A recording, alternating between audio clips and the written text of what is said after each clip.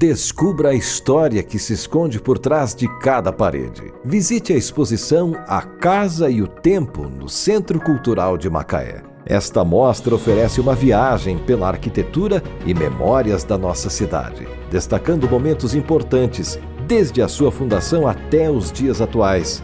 A exposição é uma oportunidade única para conhecer mais sobre a história local e valorizar nosso patrimônio cultural. Uma viagem pela arquitetura e memórias da nossa cidade. A exposição A Casa e o Tempo está aberta ao público de segunda a sexta-feira, das 9 às 12 horas e das 13 às 17 horas. A entrada é franca e o conteúdo é acessível a todos, incluindo crianças e pessoas com deficiência. Venha explorar e se encantar com as histórias que moldaram Macaé.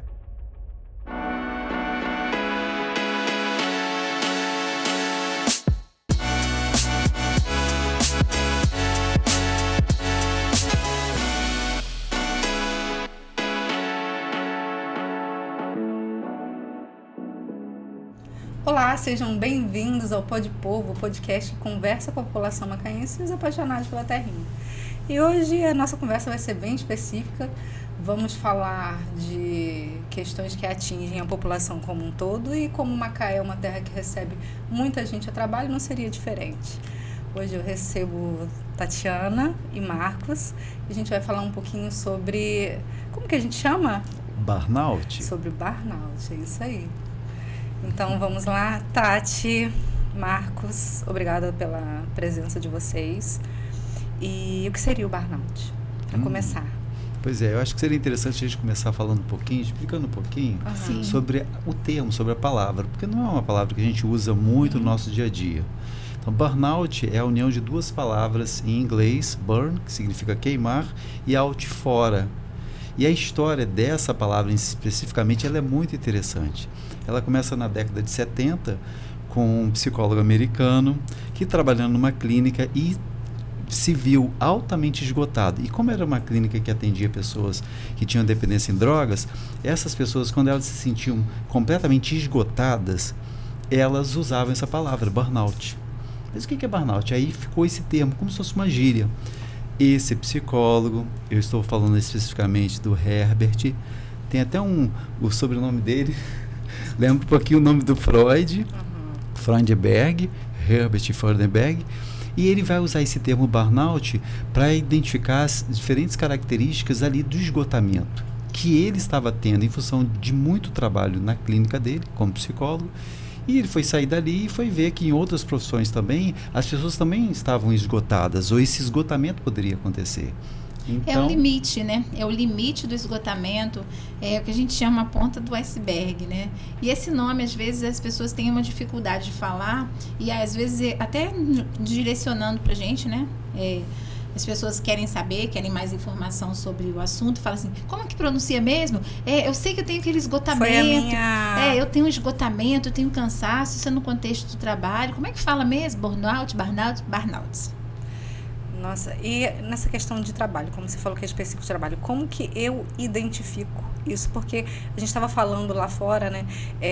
As pessoas se acostumaram a dar nome para as doenças, né? Hoje eu tô depressivo, vai lá na prateleira, pega a depressão. Ah, não, hoje eu tô com ansiedade. Aí pega a doença da ansiedade. E às vezes a pessoa não sabe se identificar, cada dia vê uma característica de uma doença ou outra, não sei se é doença que a gente fala, e a pessoa se auto-intitula, eu tô com burnout. Eu tô com... Nem sempre a pessoa consegue identificar, mas ela também, ela não consegue identificar, mas ela tem um cansaço que é um cansaço absurdo. E só que muitas vezes não consegue também identificar que é no ambiente de trabalho. Então ela se acomoda nessa situação e acha que é tudo muito comum, normal. Não, estou cansada do dia a dia, mas é um nível de exigência que é altíssimo dentro do âmbito profissional. Então ela passa do horário de trabalho, ela leva trabalho para casa, é uma série de coisas, mas às vezes as pessoas que estão de fora conseguem identificar melhor, né? Consegue identificar melhor que ela está passando por esse processo de esgotamento e que a gente pode chamar assim de uma fadiga, né? é uma fadiga. Eu lendo um pouco sobre isso, essa fadiga excessiva. E vai mostrar alguns sinais, né? Sim. Então, Quais seriam?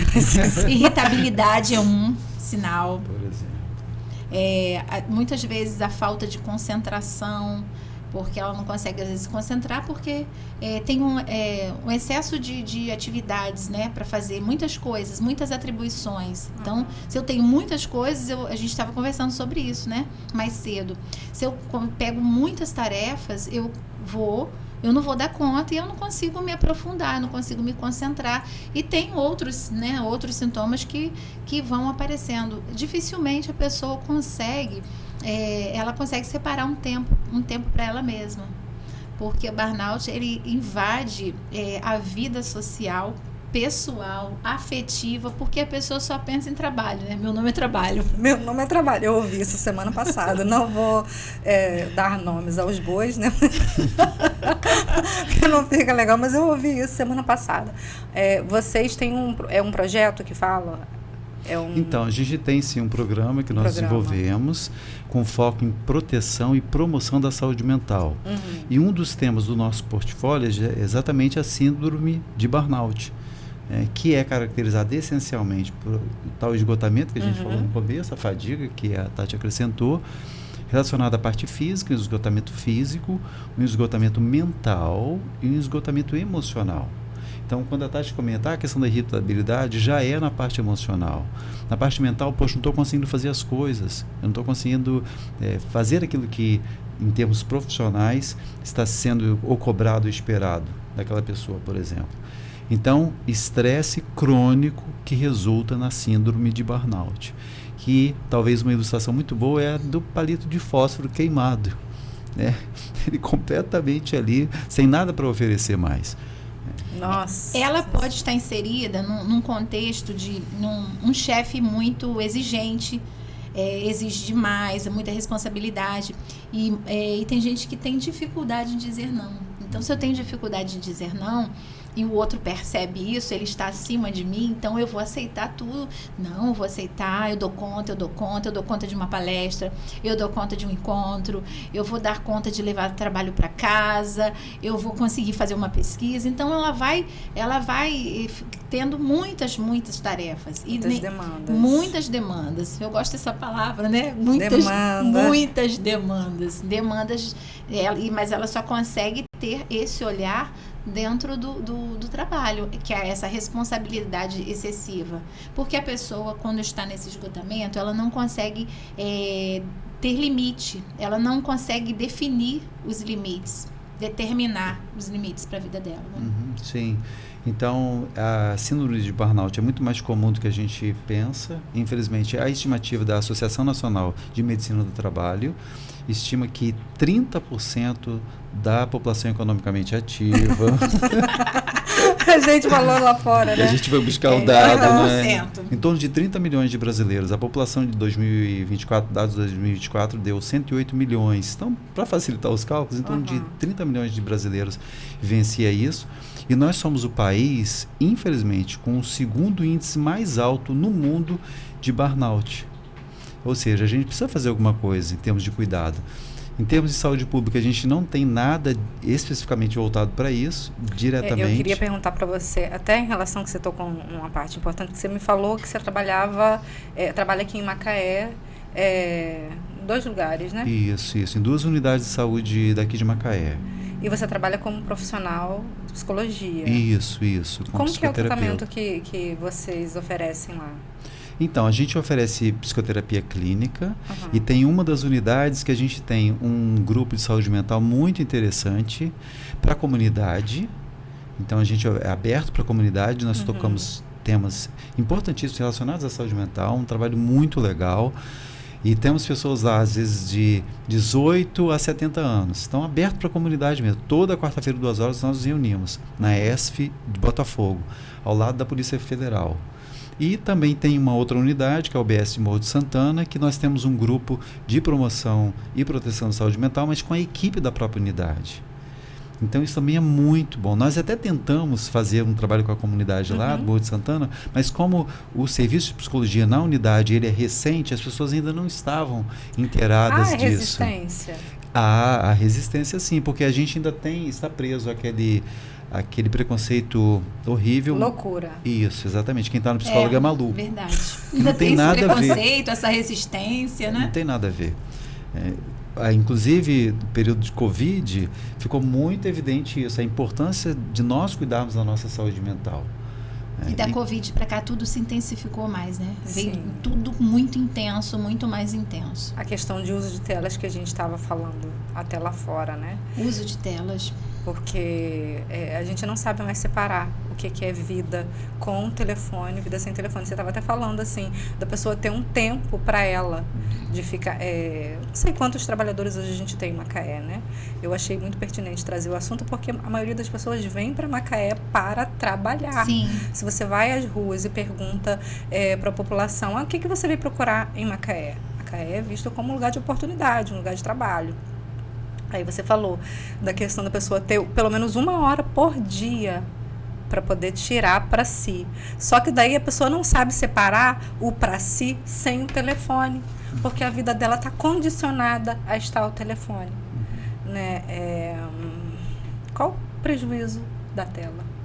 Então, o prejuízo da tela, ele é um prejuízo muito grande e principalmente relacionado às crianças e aos adolescentes. Dados dos adolescentes americanos, pesquisas, claro, indicam um aumento de depressão, de ansiedade, de tentativa de suicídio, tudo por conta de uma overdose, diríamos assim, de redes sociais. Prejudica a parte cognitiva. Exatamente. A questão da aprendizagem. Há uma diminuição da inteligência pelo uso de telas. Então a gente precisa, hoje está completamente inserido a questão do celular na nossa vida, as telas, mas a gente precisa usar com cuidado, com moderação.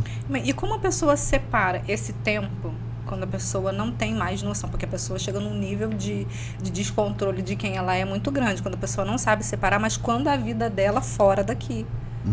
Como que a pessoa faz para poder fazer essa separação, essa desconexão, né? A primeira coisa é a conscientização dos malefícios, porque os celulares, eles causam dependência. É o que a gente chama de dependência digital. Porque às vezes assim, a pessoa pensa, eu vou ficar longe do meu filho, eu vou ficar longe do meu marido, vou ficar longe do trabalho, vou ficar no celular. Mas nem sempre o indivíduo ele se dá conta desses malefícios, ele não se dá conta. E esse uso da tela, ele vem aumentando excessivamente da pandemia para cá, porque nós precisamos recorrer, tivemos que aulas, trabalho, tudo online. Virou fonte de renda. Quando você falou a pandemia, acabou gerando muito mais problemas. As pessoas que tinham fobia, síndrome do pânico, a depressão, o transtorno de ansiedade, isso foi só intensificando, a gente sabe disso, né, como psicólogos, a gente sabe que essa questão vem só aumentando, e também o ritmo frenético que nós estamos, o mundo contemporâneo, ele propicia isso, né? Infelizmente. Então a gente tem que tentar desconectar. De que forma? Separar um tempo, acho que 1 hora é muito difícil hoje a gente conseguir por dia. Talvez a gente consiga no final de semana, ou um pouco mais de horas no final de semana, para nós nos conectarmos em relação, por exemplo, às telas, e nos conectarmos com todo jeito, digamos assim, por exemplo, ao contato com a natureza. Né? Ou seja, você se permitir fazer uma caminhada. Pisa na areia da praia. Na areia.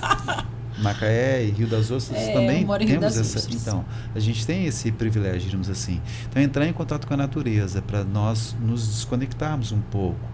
Então, mas quando não dá, por exemplo, uma hora diariamente, a gente conseguir 20 minutos, 30 minutos, o que for, para um tempo para nós, porque isso ajuda a gente a lidar com o próprio burnout, ou com as pressões que a gente vivencia no dia a dia, devido à questão de pressão do trabalho, por exemplo, as outras demandas. Sim, e quando eu estava falando, burnout, a pessoa pode estar inserida num ambiente de trabalho que tem um chefe muito exigente, um ambiente pode ser muito hostil, mas também tem o nível de exigência dela mesma. Às vezes ela pode ter um chefe flexível, um trabalho até um ambiente flexível. Mas ela se cobra demais. Mas a exigência é dela. ela tem um nível altíssimo de exigência, de cobrança, e que ela acha que tem que dar conta disso. Não pode ficar nada para amanhã, né? Nada para depois. Então eu tenho que fazer, eu tenho que produzir, e esquece da vida pessoal. Foi o que você falou. Da vida afetiva. Você falou, chegou a comentar ali fora com uma pessoa que estava trabalhando e apagou no trânsito, né? No sinal. E ela falou que ela não achava que ela fosse ser substituída tão rápido. Tão rápido. É engraçado pensar nisso, porque a pessoa não só é uma questão dela se achar tão suficiente, mas que ela acha que ela faz tanta coisa para poder me substituir 2, 3 pessoas no mínimo. Uhum. Então, imagina o susto que ela levou também. Me substituíram tão rápido, gente. O que eu estava fazendo comigo? Caiu a ficha. Ela teve aquele insight ali, porque ela disse, peraí, tem alguma coisa que alguma coisa não, tá tudo errado. Tá tudo errado. O que eu tenho que fazer? Eu preciso mudar meu estilo de vida, que é o que acontece nessa situação. Você tem que definir os seus limites. Tem coisas que você precisa deixar de lado, fazer uma reorganização na sua vida, mas aí a pessoa pode questionar, mas eu vou parar de trabalhar? Não, você vai definir. Reduzir o ritmo. Reduzir, definir seus limites. Eu acho que é uma questão de definir prioridades. Prioridades. Sim. Então, e a prioridade é a saúde, com certeza ela é prioritária. Então, a gente precisa realmente lidar com isso de uma forma diferente. Aqui em Macaé, você que trabalha assim, com essa rede, você vê esse trato com saúde mental? Você consegue mensurar isso? Então, a gente está começando a buscar novas vias para a conscientização disso. As grandes empresas, volta e meia, elas contratam profissionais para darem palestras. Que é o caso que vocês... Então, o nosso programa, ele também não foca apenas nas empresas, mas também em escolas, hospitais, no próprio serviço público mesmo. E no nosso portfólio, ou seja, na nossa relação de temas, a gente tem síndrome de burnout, depressão, estresse, mas em relação à empresa a gente foca na questão da produtividade e dos relacionamentos, na escola aprendizado e relacionamentos, e assim a gente vai. Porque é essencial que a gente se conscientize dessa necessidade. Sim. No caso, por exemplo, das mulheres, a gente poderia fazer uma pergunta: quem é que tem mais burnout, os homens ou as mulheres? Exato. As mulheres. Dados de uma pesquisa de 2021, que investiga os ambientes de trabalho das mulheres, de cada 3 mulheres, uma apresentou Isso sinais... aqui no Brasil? Isso aqui no Brasil. Isso apresentou sinais de burnout e o desejo de mudar de trabalho, de fazer alguma outra coisa na vida. A mulher tem muitas tarefas, né? Sim. Não que os homens não tenham, mas as mulheres têm muitas tarefas. E entra aquela questão de que muita gente prega, a mulher faz 2, 3, 4 coisas, né? É multitarefas, como você falou. E entra também aquela outra, faz 3, 4, 5 coisas. Será que faz direito? Mas no final do dia você está esgotada. E o cansaço. Um cansaço absurdo, um desgaste. A gente tem que estar sempre provando alguma coisa para alguém. Então, mas isso que tem que ser... Então, dentro do imaginário... Perdão, pode concluir, Joyce. Não, perdão. Pode falar. Então, em relação ao imaginário feminino, isso é uma coisa que tem que ser revista. Essa questão de tem que provar, tem que dar conta, tem que aguentar. Por quê? Se a saúde mental a gente não vai conseguir dar conta, a gente não vai conseguir provar. E o número, muitas vezes, de mulheres que buscam ajuda psicológica é maior do que os homens, justamente por conta dessa dupla jornada, por exemplo. Pressão no trabalho, na empresa, chega em casa, mais trabalho. E como que eu me identifico? Qual é o momento melhor para poder buscar ajuda? Então, quando você percebe que você não está mais aguentando, você não consegue produzir da mesma forma que você produzia antes. E nós falamos alguns, né, você pode também, a gente pode ir lembrando aqui. Eu falei da irritabilidade, você falou do estresse, né, o estresse crônico. Eu identifico por aí, mas tem um tratamento. E a gente acabou falando algumas coisas aqui, né?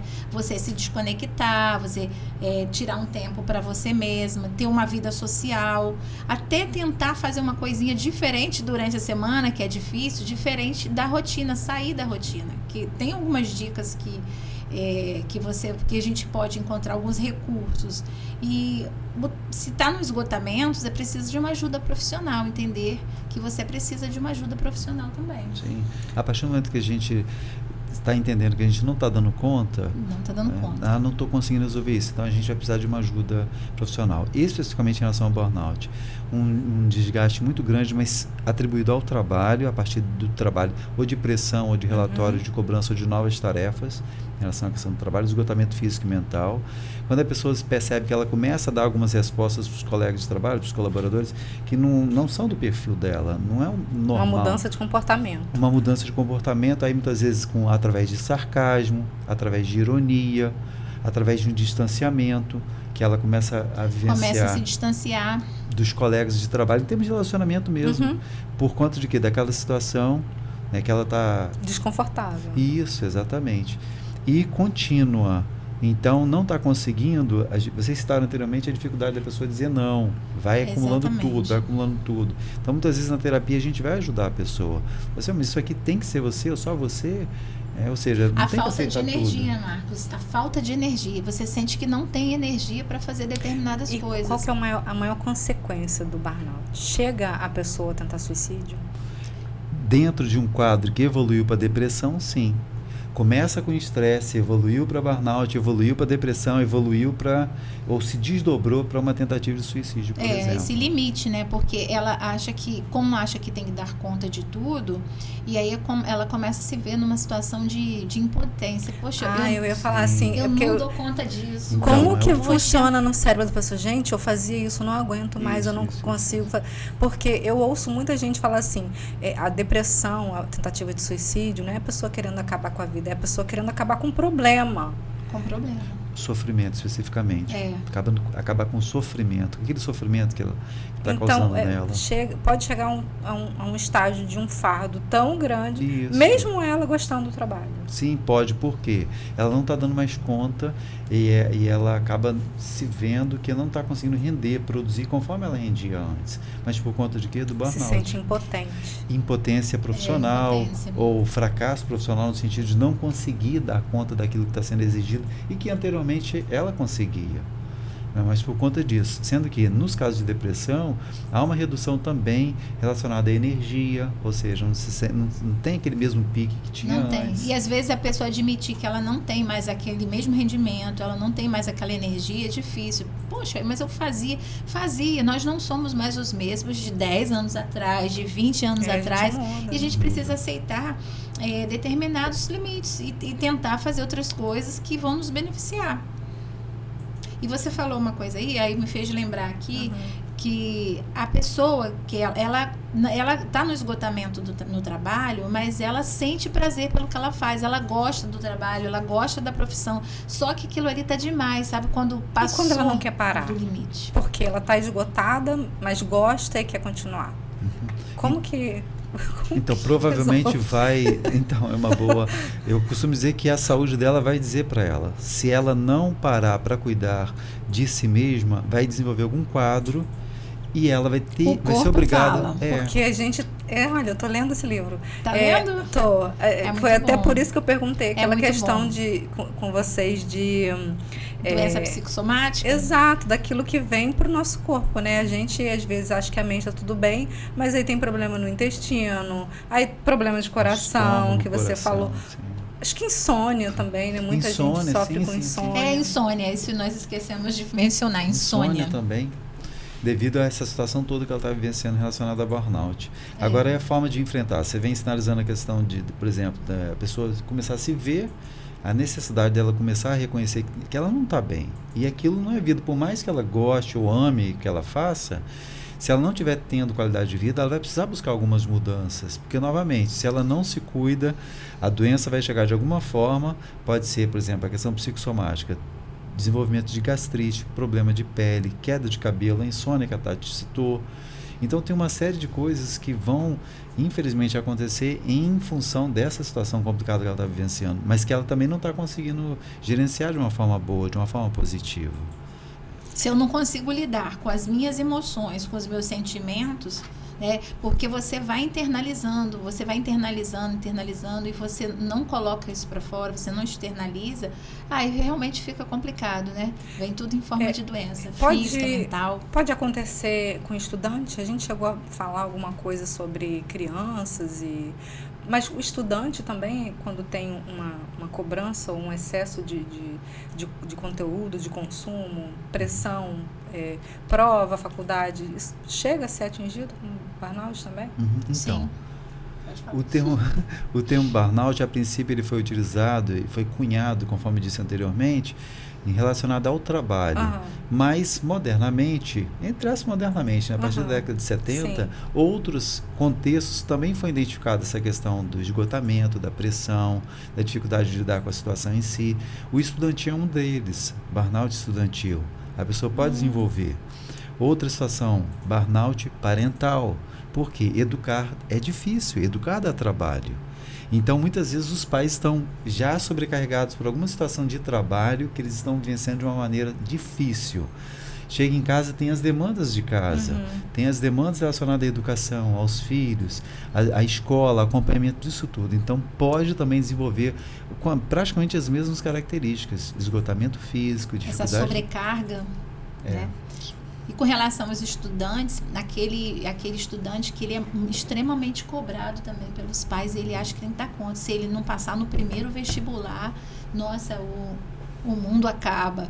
Então, ele nem se permite não acontecer, as coisas acontecerem de forma contrária. Ele nem permite isso, porque é uma cobrança excessiva. E isso é uma coisa que não faz bem, né? Porque você é cobrado o tempo todo, não, eu tenho que dar conta, e estuda excessivamente, aquele estudante que estuda de uma maneira intensiva ali, né? O tempo todo que eu tenho que passar, eu sou cobrado, tenho que corresponder às expectativas, né? Da família, muitas vezes. E a responsabilidade maior seria do empregador ou do empregado? É uma boa questão, Joyce, é uma boa pergunta. Como a gente não tem uma política pública, e apesar das grandes empresas estarem entendendo que se o colaborador não estiver bem, é óbvio, ele não vai se relacionar bem, ele não vai produzir aquilo que ele poderia.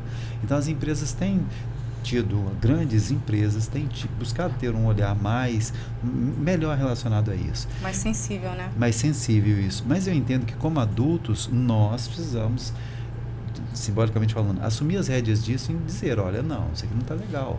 Então, se a gente começa a vivenciar no trabalho uma situação que você percebe que não é uma coisa pontual e momentânea, passageira, nós, como adultos, nós precisamos nos defender. E de que forma? A gente precisa conversar com o nosso gestor, chefe, patrão, no sentido de que isso aqui não está legal, isso aqui pode ser feito diferente, ou está sendo uma cobrança muito excessiva, muito grande. Então, a gente precisa ficar atento a isso. Por quê? Depois, quem é que vai nos ajudar em termos de recuperação da saúde? Porque tem empresa que tem métrica, né? Até tal dia tem que fazer isso, até tal... Sim. Você tem que... Então, e por falar em empresa novamente, acho que seria interessante a gente citar as profissões com maiores índices de burnout. Sim. Quando você colocou a questão das métricas, eu me lembrei que eu atendi uma gerente de banco uma vez e ela falou, eu tenho 30 metas para bater todos os meses. Eu falei assim, como é que é? Eu falei assim, será que eu ouvi direito? Será que eu entendi certo? 30 metas todos os meses que ela tinha que bater para ela se manter no cargo de gerente do banco. Então, imagina a pressão que ela recebia de cima e que ela jogava na equipe dela para conseguir bater aquelas metas. Então, vamos lá, olha, pessoas altamente com síndrome de burnout, os profissionais da área da saúde, em função da questão da pandemia, isso ficou muito evidente, os técnicos de enfermagem, os enfermeiros, os médicos, socorristas, enfim, uma coisa assim, índices muito altos. Os professores também, cobrança, pressão, desafio, né, de ensinar e de lidar muitas vezes com... Ainda mais nessa era dos estudantes, tecnologia, estudantes levando celular para a escola, tudo isso, né? É desafiador, né, Marcos? No Brasil, os policiais altamente tensos, nível de depressão alto, entre de ansiedade. Cobrança em questão à segurança, é isso? A cobrança em relação à segurança, sim, mas devido à situação que a gente vivencia de uma guerra velada. Da vulnerabilidade que eles estão, o perigo, né? Essa adrenalina. Infelizmente. Quando a gente compara os números de pessoas que morrem no Brasil assassinadas com números relacionados à guerra, a gente fica assustado. Está uma guerra que não é falada dessa forma, mas é a quantidade de pessoas que são mortas. Então, os profissionais da segurança pública, eles estão na linha de frente disso. Então, altamente estressados. Os motoristas. A gente ainda pegou a época dos cobradores. Não tem mais. Motoristas fazem tudo. Os motoristas de aplicativos também, com aquela pressão de ter que conseguir bater aquela meta diária deles, que muitas vezes eles estabelecem. Muitas horas ali no trabalho. Então tem os profissionais que trabalham em banco também, em função das... Muita meta, muita cobrança, porque assim, a gente acaba, como psicólogos, né, nós entramos muito no universo de trabalho dos nossos pacientes, né? A gente acaba conhecendo e aprendendo muito desse universo da área de trabalho de cada um. Quando você estava falando de professores, eu lembrei que a gente estava falando ali fora da questão da demanda de PCDs, né? Que a escola hoje recebe muitos autistas. Né? A gente tem pessoas com todas as limitações e elas precisam ser acolhidas em todos os lugares. E essa importância da pessoa estar preparada, que a gente não vê sendo preparada. Eu queria que você falasse um pouquinho dessa importância do profissional ser preparado para lidar com todo tipo de pessoa, porque a gente é humano, a gente não sabe lidar, às vezes, nem com a gente, né? Nem com aquele que a gente considera, de uma certa forma, normal. Aí vem um atípico. Qual é o papel do trabalho de vocês com esse nicho e qual é o papel de políticas públicas? O que poderia ser feito, de repente, para poder ter mais êxito nessa questão? Em termos do programa Estar Bem, a nossa proposta em relação especificamente à escola é a gente apresentar, por exemplo, um tema importantíssimo que você já citou, inclusive, de TEA, transtorno do espectro autista. Aí a gente orienta os professores, os alunos eles ficam sabendo de mais detalhes, nas palestras, exposições, a gente abre para perguntas, para dúvidas. Especificamente em relação aos atípicos ou os PCDs que chegam, realmente a gente precisa melhorar a nossa formação em termos dessas pessoas para haver o que eu chamo de uma inclusão educacional e não apenas uma inclusão escolar. O que é inclusão escolar? A gente matricula o filho, por exemplo, ele está na escola, mas como é que está esse nível de educação? Como é que está a questão do preparo para lidar com TEA, por exemplo? Porque até a maneira de você ensinar ou passar de forma didática o conteúdo é diferente. Ele não vai receber o mesmo conteúdo que uma outra criança recebe da mesma forma. Sim.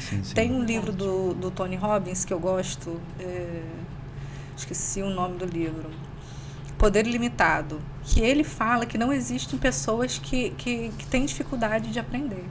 Existem pessoas que aprendem de forma diferente. O problema não é a pessoa que a pessoa não aprende. O problema é que você não ensina da forma que ela aprende. Sim. Quer dizer, e a gente é diferente, né? E isso, gente, pelo amor de Deus, é uma liberdade que traz muito grande, porque tem gente que fica assim, eu sou burro, que eu não... Não. E antigamente as escolas tinham professores que sem esse conhecimento, hoje a gente tem um certo progresso, não acho que seja o suficiente, mas a gente tem. Mas o que a gente ouve de pessoas que passaram por situações na escola, que o professor chamou de burro, disso, de aquilo. Internaliza, isso leva para a vida. Leva para a vida. E como que fica esse ser humano na sociedade, né? Que possivelmente daqui a pouco não faz nada direito, não consegue. É complicado. Ou acaba duvidando do próprio potencial daquilo que ele pode fazer, porque acha que não vai conseguir por conta de uma fala dessa. Essas falas comprometem o potencial do indivíduo uma vida inteira. Às vezes ele chega na fase jovem, ele pode até fazer uma terapia nesse momento, né? Na adolescência ou na juventude, mas pessoas adultas, às vezes pessoas na terceira idade, elas ainda vêm com coisas que elas ouviram, comentários ruins, negativos, que escutaram muitos anos atrás. Isso foi internalizado. Você não é capaz, você não dá conta disso. É muito triste. E às vezes, infelizmente, é da própria família, né? Não é só na escola que às vezes Sim. as crianças ouvem isso. Você não vai dar pra nada. Isso, não vai ser ninguém. Vai ser ninguém. Vai ser muito burro. Isso aí. Né? Sim. Então, é uma tragédia, porque muitas vezes a pessoa com um potencial incrível, gostei muito da forma que você colocou, não tem pessoas que não aprendem, tem formas diferentes de aprender, ou seja, de acessar aquilo. Se não está dando para um caminho, vamos tentar outro. Claro. E esse tentar outro caminho passa por aquela questão que você colocou anteriormente, de que da formação. Nós precisamos realmente melhorar a nossa formação. É para que a gente consiga formar melhores professores e melhores auxiliares que vão ajudar os professores em relação a esses alunos especiais, nos diferentes contextos, porque tem todo um universo de PCDs. A gente tem visto mais atualmente o TEA, transtorno do espectro autista, mas a gente teve, e até certo ponto ainda está tendo, o boom dos TDAHs, transtorno de déficit de atenção e hiperatividade. Então, e acaba que todo mundo descobre um pouquinho de hiperatividade, um pouquinho de déficit de atenção, porque ninguém consegue focar em tudo. Né? É o que entra o burnout. Eu quero focar em tudo, mas eu não consigo. Aí como eu não consigo focar em tudo. Competitividade, perfeccionismo. Ser centralizador, uma pessoa que gosta muito de centralizar, ou seja, tem dificuldade de pedir ajuda ou de delegar. Então, tudo isso vai fazer com que essa sobrecarga relacionada ao trabalho aconteça. E aí, às vezes, é da própria empresa mesmo. Tem algumas empresas que são conhecidas mesmo pela cobrança, pela pressão, essas coisas todas. Então, como devemos fazer isso? Como é que a gente vai enfrentar o burnout? Em primeiro lugar, a gente precisa ter humildade para reconhecer que a gente não está bem. Esse é o primeiro ponto. Se a gente não reconhece, não adianta alguém chegar, algum colega, ou uma pessoa que a gente está se relacionando a dois, e você não está legal, né? Nós precisamos reconhecer isso, que a gente não está bem. Segundo, não estamos conseguindo fazer as mudanças, vamos buscar ajuda profissional para fazer essas mudanças. Antes disso, a gente pode tentar negociar na empresa alguma coisa no sentido da diminuição dessa sobrecarga? Ah, não, a empresa não quer, então vamos buscar outras alternativas. A gente consegue, por exemplo, fazer atividade física regular? A atividade física é um remédio, ajuda muito. É um remédio altamente maravilhoso. Por quê? Vai ajudar em relação ao burnout, vai ajudar em relação à ansiedade, vai ajudar em relação à depressão. Então, essa questão da atividade física regular, eu trabalho literalmente com todo mundo que eu atendo. Por quê? Remédio natural. Então, vamos tentar fazer. E a partir da pandemia também, do Covid, né, a gente viu uma coisa que não era muito comum. As pessoas, às vezes, elas não têm tempo de se dirigirem para a academia, para saírem para fazer uma caminhada na praia, uma corrida, enfim. Faz em casa. Tem um monte de youtubers aí passando aquelas séries que são... Sim. Vocês fazem? Que cansa. Eu já fiz. Eu já fiz também. Na pandemia eu fazia bastante. Então, para quê? Para ter os momentos ali de colocar para fora, e enquanto a gente está fazendo exercício físico, o cérebro está produzindo neurotransmissores, substâncias que vão deixar a gente mais calmo, mais tranquilo, menos ansioso. Então, é importantíssimo. Atividade física, bons relacionamentos. Bons relacionamentos, uma vida social, você fazer algumas coisas que você gosta, que as coisas que vão te dar prazer. Gente, e quanto tempo assim de tratamento? Por exemplo, identifiquei que eu tenho burnout e vou procurar ajuda. Em quanto tempo de tratamento eu consigo ter uma resposta satisfatória? Vai depender de você mesma, de quanto tempo você vai conseguir colocar em prática as mudanças que serão trabalhadas na terapia. Cada um tem seu tempo na terapia. Isso, no seu tempo. A gente que está de fora, como profissionais, a gente até, está indo rápido ou está indo devagar. É no tempo da pessoa. Cada um tem um tempo emocional, um tempo psicológico, que por mais que ela concorde com determinadas coisas que são colocadas na terapia ou com tudo, ela vai ter, às vezes, uma dificuldade de trazer isso para o dia a dia dela, para a realidade dela. Por exemplo, essa questão da atividade física. Muitas vezes as pessoas nunca fizeram, então ela vai ter uma dificuldade de começar essa atividade. O que pode ajudar? Tentar fazer com uma outra pessoa. Tentar convencer um amigo, um vizinho, o cônjuge. Isso, vamos treinar juntos, vamos fazer um colega de trabalho, de sair do trabalho e vai fazer o que for. Então, porque começar do zero, quem nunca fez, é muito difícil. Ali aquela regularidade, como se fosse um remédio natural. Eu preciso disso. Mas eu não gosto de fazer isso, mas eu preciso. Isso não fica forçado para a pessoa que acha que precisa, mas não gosta, que não quer, que reluta? No começo, sim, Joyce, mas depois que ela começar a sentir os benefícios, e aí, tô mais calmo, tô mais tranquilo, não, tô mais animado, tô com mais pique, porque o exercício físico no começo, por exemplo, na primeira, segunda semana, a pessoa vai ficar um pouco mais cansada, mas depois ela vai perceber que ela está com mais ânimo, ela está com mais disposição. O que é? O exercício físico regular que ela está conseguindo fazer, que ela está conseguindo colocar em prática. Então, no primeiro momento, sim. Ai, poxa, não queria, mas quando ela começar a perceber, a sentir os efeitos, aí ela vai começar a gostar, provavelmente, aí vai ficar mais fácil. Pode falar, Nós Tati. estamos falando em dicas. Uma dica também, a fé é uma ferramenta valiosa. Sim. A fé, a comunhão com Deus, é uma dica importante e valiosa. E é de graça. É de graça. Marcos, você não é daqui de Macaé, o Tati também não é, mas você mora aqui em Macaé. O que te trouxe para Macaé? Então, o que trouxe foi ficar mais próximo da minha filha mais nova, que veio para Campos para estudar no IFE. Ela faz matemática no IFE, no Instituto Federal Fluminense de Campos, faz matemática lá. Então, viemos eu e minha filha mais velha, para Macaé, e a mais nova ficou com a mãe em Campos. Então, nós morávamos no Rio. Então, ela foi para Campos com a mãe e eu vim para Macaé com a mais velha. Estamos aqui, porque Campos é muito próximo, né? Então, para tentar dar um suporte, qualquer coisa, a gente está aqui. Você gosta mais de Campos ou de Macaé? Com todo respeito aos campistas, não dá para comparar. Eu sou de Campos, mas eu gosto mais de Rio das Ostras. Mais de Macaé. Então, eu gosto muito de praia. A minha mais velha também, todas as duas gostam também muito de praia. E também busca também de novas oportunidades, diríamos assim, né? Novos espaços de trabalho também. Conseguiu facilidade para o trabalho aqui?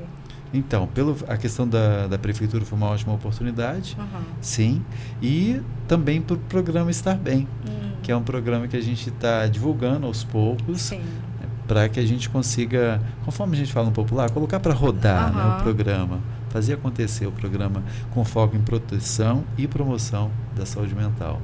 Você também está nesse programa, né? Também. Hoje você veio de rosa. Vim de rosa, Outubro Rosa. Outubro Rosa. Muito bom. Vamos falar um pouquinho sobre Outubro Rosa também, hein, Tati, dentro da saúde mental aí. Como que a gente pode, de repente, preparar? Não tem como preparar alguém para a doença, mas para enfrentar uma pós-descoberta, de forma mental, assim. É a maneira como cada um vai encarar isso. Não é uma coisa fácil, mas a maneira como você vai encarar, se vai de uma maneira positiva, você vai conseguir lidar com as situações que vão vir, né? E é tratamento, algumas dicas que nós acabamos de falar aqui com relação ao que o Marcos colocou, a atividade física, você recorrer à sua fé, você ter bons relacionamentos, se cuidar, né? Cuidar da sua mente, cuidar do seu corpo.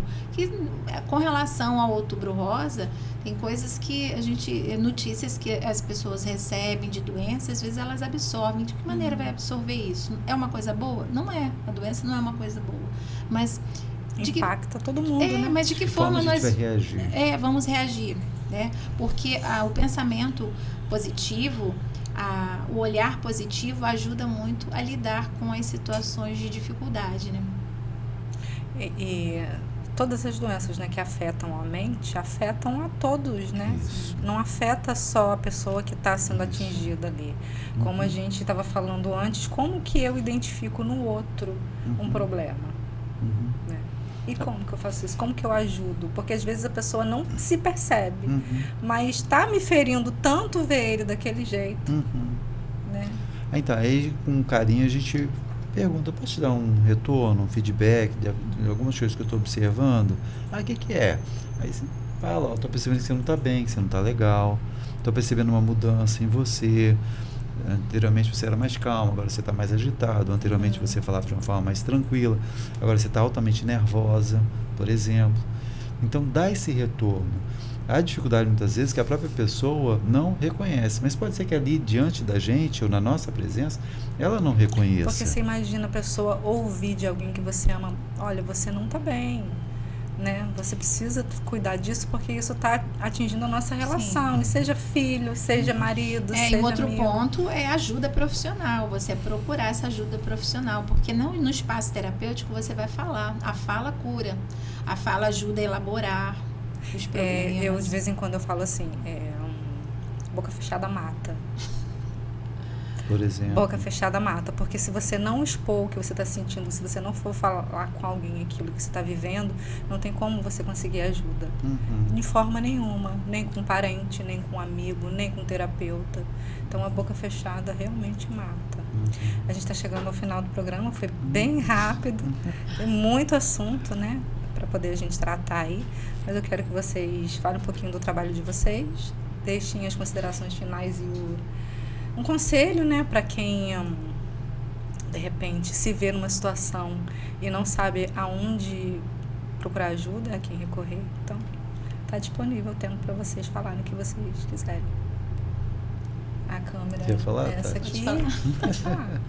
Então, agradeço a oportunidade que foi dada para a gente estar batendo esse bate-papo aqui, muito gostoso, muito legal. Parabéns pela iniciativa. Muito obrigada. Parabéns pelo Pó de Povo, né? Muito bom. É isso aí. E falar sobre a importância do autocuidado. A gente está no Outubro Rosa, então, ou seja, como adultos, principalmente, diríamos assim, nós precisamos ficar atentos àquilo que nós estamos vivenciando. E a saúde pública, né? Isso, exatamente. Então, e aí, em relação à saúde pública, em termos de psicologia, se a gente identificar que a gente está precisando de alguma ajuda, vamos buscar. Nem sempre a gente vai conseguir ser atendido de uma forma muito rápida, digamos assim, mas nas unidades, por exemplo, que eu trabalho, e também nas outras unidades também com os colegas psicólogos, entra numa fila de espera e aí vai ser em algum momento chamado para esse autocuidado. Isso é essencial.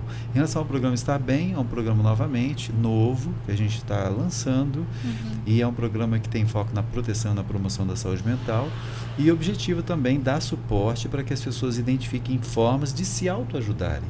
Não esperarem, por exemplo, pelo poder público ou pelas políticas públicas, não esperar nada contra, né, em relação às igrejas, mas não esperar pelos líderes, ou seja, a pessoa desenvolveu uma capacidade dela se autoconhecer. Isso, e de buscar, não, eu estou precisando agora, então eu vou. E você, Tati? É importante você reconhecer realmente que precisa de ajuda. Se você está vivenciando um problema, reconhecer que precisa de ajuda, procurar essa ajuda. E falando um pouco, né, eu sou psicóloga, mais ou menos uns 20 anos, sou psicóloga, trabalho como palestrante, psicóloga clínica, já trabalhei também em projetos sociais. E a questão, quando você consegue admitir que você tem um problema, já é um grande passo. Bom, é isso, pessoal. Chegamos ao fim do mais um Pó de Povo. Como vocês podem perceber, a gente tem focado num conteúdo que vai trazer muita informação e gerar valor para as pessoas. Temos diversos outros programas aqui na TV Câmara também, que eu peço que vocês acompanhem, sigam nas redes sociais, compartilhem. Se esse podcast de alguma forma falou com você ou você conhece alguém que precisa saber desse conhecimento, compartilha, passa para ele, passa à frente, porque conhecimento nunca é demais. E até a próxima. Muito obrigada.